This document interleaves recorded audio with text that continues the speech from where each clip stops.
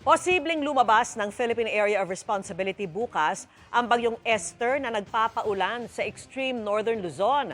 Patuloy namang nakakaapekto ang habagat at localized thunderstorms sa ilang bahagi ng bansa. At nakatutok si June Veneracion. Kahit hanggang bewang ang baha, hindi nagpatinag ang mga sasakyang sumuong pa rin sa bahagi ng Sacred Heart Jerusalem Street sa Cebu City nitong Miyerkules.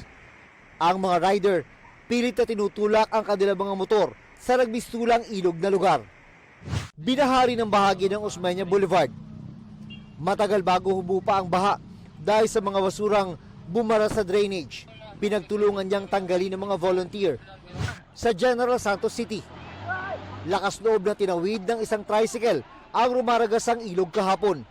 Ligtas namang nakatawid ang rider. Binahari ng ilang bahagi ng Zamboanga City. Dahil naman sa iniwang putik ng magka-landslide, pahirapan sa mga motorista ang pagdaan sa bahagi ng Barangay Dato Wasay, Calamansig, Sultan Kudarat.